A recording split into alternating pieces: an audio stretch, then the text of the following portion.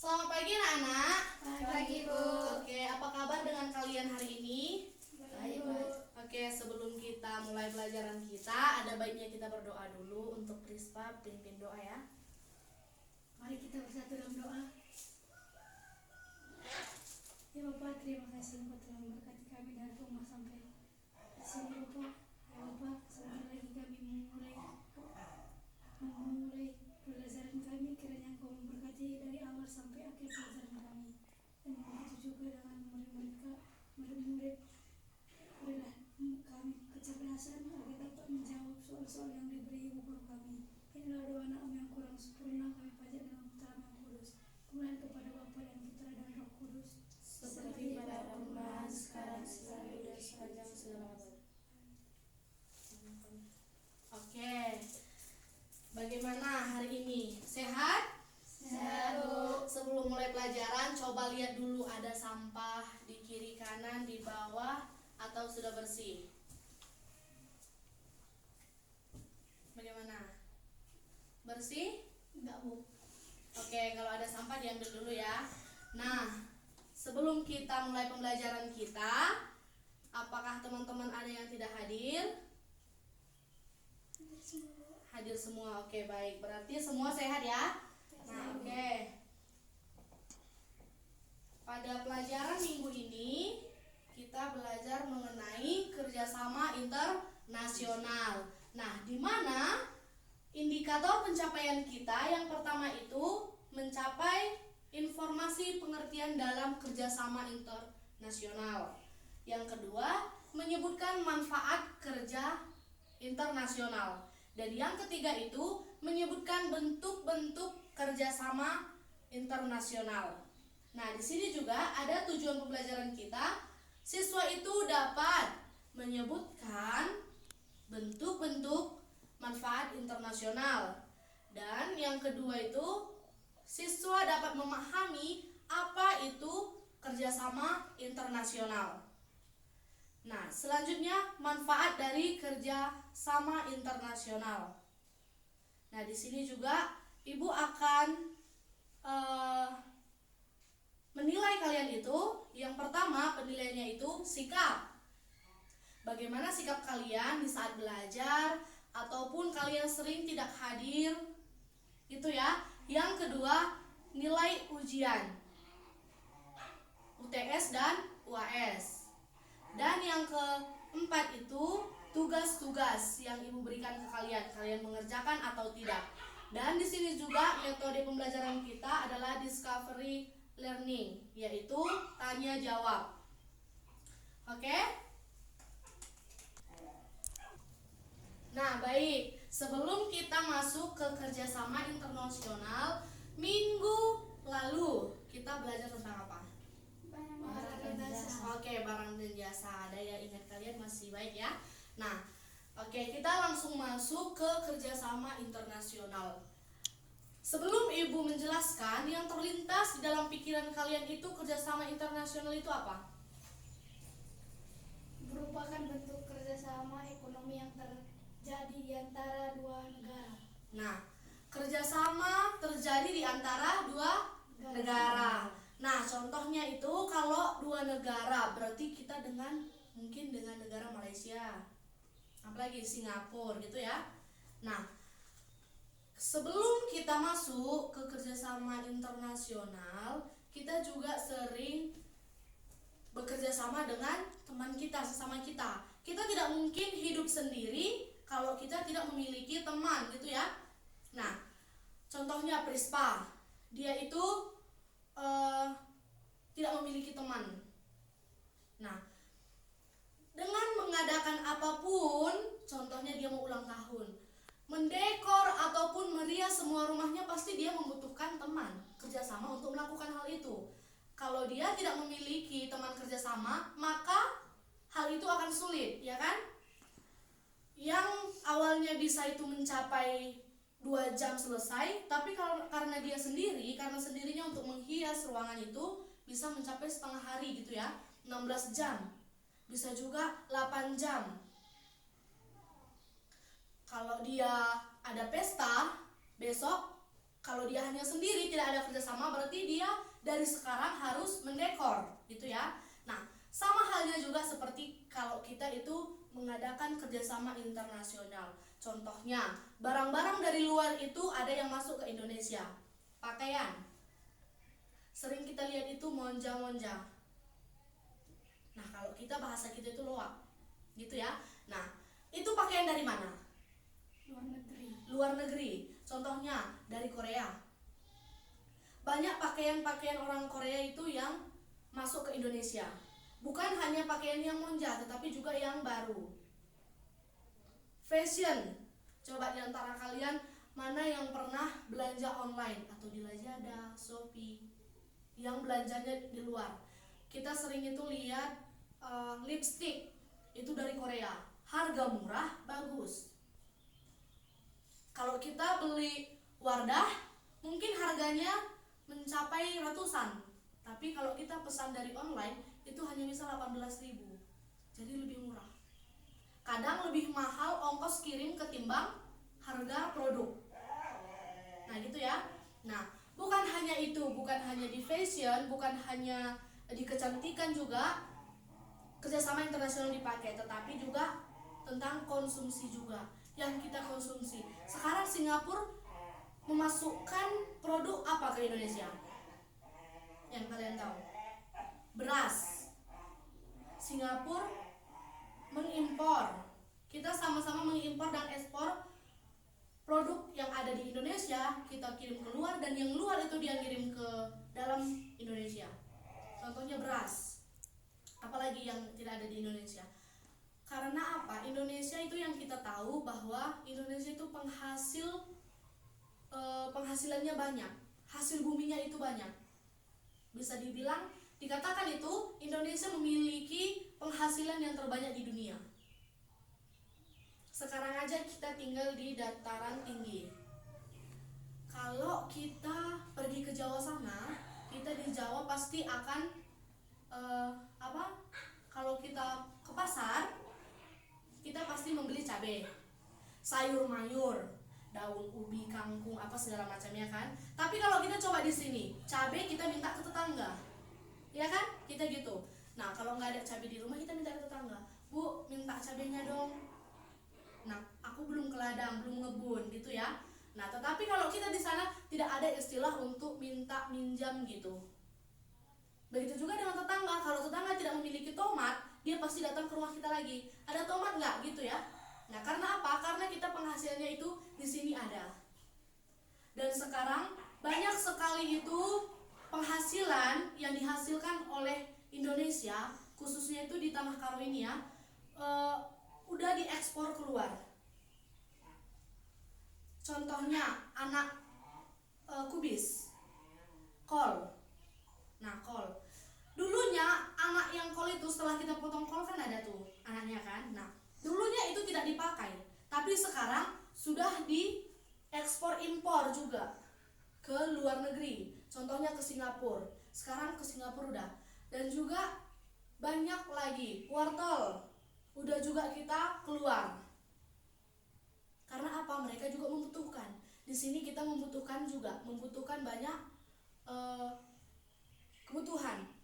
Contohnya seperti beras, kita belum termasuk penghasil beras yang paling banyak, tetapi seperti negara Singapura, dia sudah mencapai beberapa puluh ton itu per tahunnya. Jadi dia memasukkan beras ke kita. Kita juga memasukkan sayur-sayuran yang ada di Indonesia ke mereka. Jadi kita saling membantu, gitu ya. Bukan hanya itu, tetapi juga dengan dana negara. Apalagi sekarang pada saat COVID ini ya, COVID itu sekarang kita membutuhkan banyak dana. Ada yang menerima sembako. Nah, menurut kalian itu kalau setiap harinya itu ada penerimaan sembako, BLT, banyak kan? Nah, kita ketahui dari mana, dipikirkan secara logika, dari mana kita mendapatkan itu? Dari uang negara. Dari uang negara. Tetapi kalau setiap daerah setiap harinya, apalagi pandemi sekarang belum selesai, minus nggak? Minus. Pasti minus. Dan sekarang juga orang tua kita kewalahan karena apa? Harga barang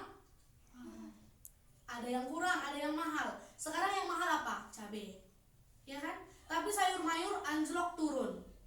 Nah, di daerah kita itu mayoritas petaninya sayur nyayur. Ada kubis, ada terong gitu ya. Nah, dan selanjutnya itu manfaat kerjasama. Oke, Tessa, sebutkan manfaat kerjasama, salah satu aja. Menambahkan pendapatan negara melalui ekspor. Negara Indonesia dikenal sebagai penghasilan bahan baku terbanyak di dunia. Indonesia memanfaatkan bahan baku ini untuk diperdagangkan ke negara lain guna menambahkan di devisa negara. Oke, nah menambah pendapatan negara. Tadi Ibu sudah menjelaskan itu bahwa kita saling kerjasama menambah pendapatan negara. Kita mengeluarkan barang dan barang juga masuk ke Indonesia, gitu ya. Yang kedua, Tria. Menciptakan lapangan pekerjaan yang banyak. Kerjasama ekonomi internasional membuat kebutuhan sebuah negara menjadi tercukupi atau bahkan lebih kebutuhan yang mencukupi ini diolah untuk memproduksi barang dan jasa. Dengan berkembangnya produk maka lowongan pekerjaan semakin terbuka. Oke, baik. Nah, menciptakan lapangan kerja. Sekarang contohnya yang kalian ketahui itu menciptakan lapangan kerja itu apa saja? Sekarang banyak rakyat Indonesia, jangankan rakyat Indonesia, di kampung kita ini aja yang banyak keluar negara itu negara mana? Yang dia tinggal di sini tetapi bekerja di negara lain. Contohnya apa? Malaysia. Banyak nggak orang bekerja ke sana? Banyak kan? Nah, kenapa orang di sana memiliki pekerjaan yang baik juga? Mereka betah di sana. Bisa saja atau mungkin saja mereka tidak betah dan mereka pulang balik ke Indonesia. Nah, tetapi kenapa dia betah? Dengan perlakuan negara tersebut. Sama halnya kalau ada pertengkaran antara pemerintahan Malaysia dan pemerintahan Indonesia, pasti akan keluar masuknya masyarakat itu susah gitu ya. Tetapi kita kalau Indonesia itu memasukkan masyarakat ke Malaysia untuk bekerja, mereka juga memberikan kenyamanan untuk mereka. Bisa saja kalau pemerintahan itu tidak memiliki kerjasama, nah orang itu menjadi buronan di sana, bisa kan? Nah, bisa saja mereka itu dibunuh mati atau ditembak mati, gitu. Nah, selanjutnya, Rispa. Mencukupi kebutuhan dalam negara. Kerjasama ekonomi internasional membuat kebutuhan yang kurang dalam negara dapat diperoleh dengan membeli kebutuhan tersebut dengan negara lain. Oke, baik. Saling mencukupi. Seperti yang Ibu bilang tadi, kita membutuhkan banyak beras. Kalian tahu kalau di luar negeri sana, di Belanda, di Inggris, mayoritas mereka itu tidak makan nasi, tetapi kita mayoritas makan nasi. Kita makan nasi itu berapa? Satu hari, berapa kali? 3 kali. 3 kali. Tapi mereka itu mengenal makanan yang salad atau yang lainnya juga. Mereka kalau kita melihat mereka makan itu, mungkin kita ih gitu. Kalau kalian sering buka YouTube mukbang ala-ala Korea gitu, pasti kalian bingung. Kok dia makan gini ya? Di ladangku inilah semua rumput-rumputnya. Nah gitu kan? Nah gitu pemikiran kita. Tetapi mereka juga aneh melihat kita. Kenapa? Karena kita makan nasi. Mungkin kalau kita lapar sampai 3 piring pun kita habis gitu kan. Nah, pernah dulu ada salah satu romo, pastor yang datang ke Indonesia. Mungkin kalian kenal Pastor Leo. Nah, dia sampai di Indonesia itu merasa aneh. Dia dari Belanda. Kenapa merasa aneh? Karena di sini makan nasi, sedangkan di sana tidak memakan nasi sama sekali. Bukan sama sekali, ada juga orang yang memakan nasi, tetapi pastor tersebut tidak makan nasi sama sekali. dia hanya memakan roti saja. Awalnya dia sampai di Indonesia terus ayo Romo, kita makan sama-sama. Di meja makan itu terhidang hanya ada nasi. Mungkin ada nasi, lauknya ikan, telur mungkin ya, banyak lauknya. Dia aneh, pasti kelihatannya aneh. Sama seperti halnya kita, mungkin nanti Prispa itu sekolahnya ke Korea sana. Nah Korea sana banyak yang mie ya mungkin, iya mie. Mungkin kalian udah pernah coba samyang, nggak sama kayak kita Indomie, super mie, alimi banyak kan. Nah tapi orang itu samyang. Mungkin bertanya-tanya dalam pikiran kita, apakah itu makanannya sehat nggak? Sehat nggak itu ya makanan? Nah kita juga sama halnya seperti nanya ke mereka, mereka juga makan nasi. Makanya mungkin orang-orang Indonesia itu pada gendut-gendut semua, gitu kan? Coba kita lihat, kalau kita lihat tuh artis Korea, pasti body-bodinya bagus semua ya kan? Nah sedangkan di Indonesia apa? Karena apa? Karena kita itu kerjanya juga keras, nggak sama seperti mereka. Mereka itu mungkin hanya ngantor, tapi menurut mereka itu capek, gitu ya. Tapi kita coba ngebun, ke ladang, nyangkol, apalagi nanam padi segalanya gitu kan. Terus setelah ditanam padi juga harus dibersihkan, harus dicangkul lagi gitu ya. Nah di sini kita juga lihat bahwa kalau tidak adanya kerjasama itu mungkin kita tidak bisa hidup dengan sendirinya. Kenapa kita sering itu melihat ada negara maju, ada negara berkembang? Kita negara berkembang atau maju? Berkembang. Kita masih negara berkembang ya. Oke, selanjutnya Ibu akan beri waktu ke kalian untuk diskusi. Yang kalian diskusikan itu kalian harus menemukan bentuk-bentuk kerjasama internasional. Oke? Nah, kalian akan diskusi dalam kelompok. Jadi kalian menemukan bentuk-bentuk kerjasama internasional. Ibu akan memberikan waktu 5 menit untuk menemukan itu. Mulai dari sekarang.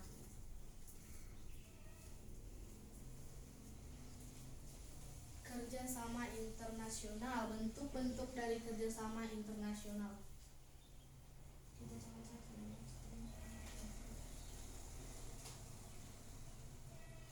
Sulit tidak kan? Apakah kalian menemukan?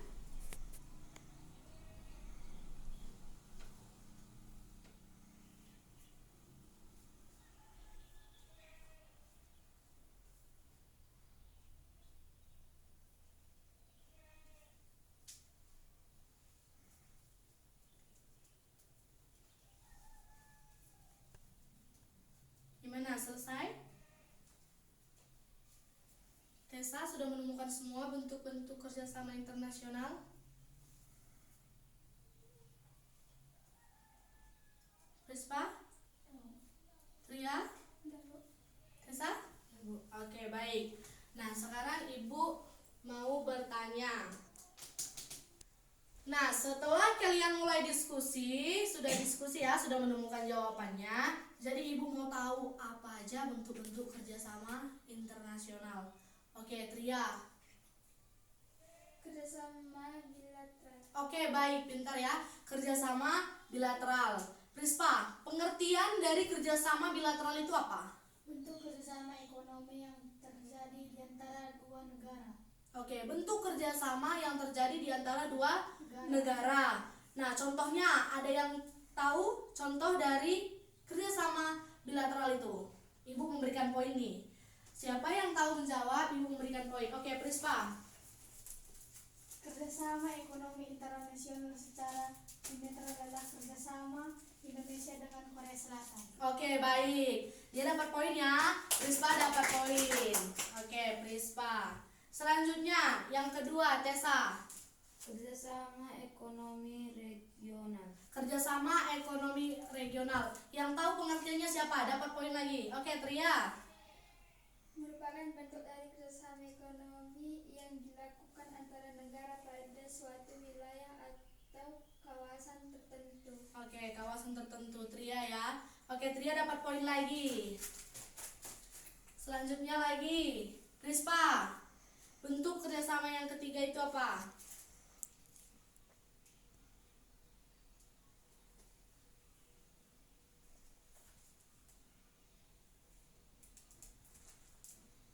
Ayo, ada yang tahu? Dapat poin. Desa mungkin tahu kerjasama yang ketiga? Kerjasama ekonomi multilateral. Multilateral. Oke, Desa juga dapat poin ya. Berarti sudah 1-1 dapat poin semua. Oke. Nah, kerjasama Multilateral. multilateral. Nah, pengertian kerjasama itu apa? Yang tahu? Oke, Prispa. Suatu bentuk kerjasama yang dilakukan oleh dua negara atau lebih dari yang tidak terbatas wilayahnya. Oke, dilakukan oleh dua negara atau tidak wilayahnya itu tidak terbatas. Contohnya, ada yang menemukan? Oke. Kerjasama ini adalah IMV dan ILO. ILO.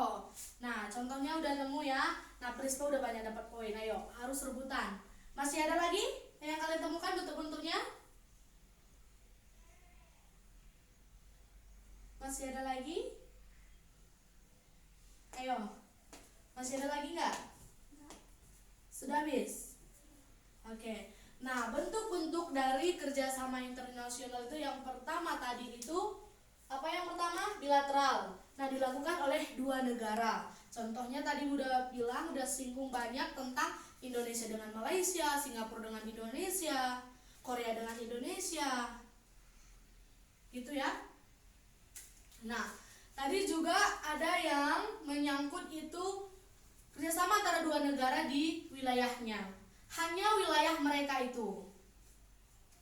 Contohnya kita kerjasama antara Kampung Semangat dan Sinaman, gitu kan? Nah, hanya di wilayah kita. Tetapi kalau udah keluar dari contohnya ke Talimbaru, tidak termasuk lagi. Kita hanya melakukan kerjasama dengan Semangat, gitu. Ngerti ya? Oke. Nah, sebelum kita mengakhiri pelajaran kita, Ibu mau tanya, kalian kesimpulan apa yang sudah kalian dapatkan pada pelajaran hari ini? Oke, Tessa dulu. Pengertian kerjasama internasional. Pengertian kerjasama internasional. Bahwa kita tahu pengertian kerjasama internasional itu adalah kerjasama antara negara. Sama halnya kita seperti kerjasama dengan masyarakat yang lain. Oke? Nah, Prispa. 4 manfaat kerjasama internasional. 4 manfaat kerjasama internasional. Yang diantaranya tadi ada mendapatkan lapangan kerja yang luas, pendapatan yang meningkat, ya kan? Nah, yang selanjutnya 4 bentuk kerjasama internasional. Diantaranya tadi ada bilateral, gitu ya, ada regional. Nah, sebagai refleksi kita pada pagi hari ini, jika kita tidak memiliki kerjasama, tidak memiliki rasa gotong royong bersama, maka akan sulit mengerjakan hal-hal apapun, gitu ya. Seperti tadi yang Ibu bilang, contohnya Prispa kalau memiliki kegiatan, kalau dia hanya sendiri untuk melakukan kegiatan itu tidak akan mungkin. Bagaimana dia sendiri merayakan ulang tahunnya sendiri tanpa teman-teman? Nggak mungkin kan, Prispa hanya tiup lilin sendiri, nyanyi hanya sendiri-sendiri, gitu. Jadi kadang rakyat Indonesia itu memiliki keegoisan yang tinggi.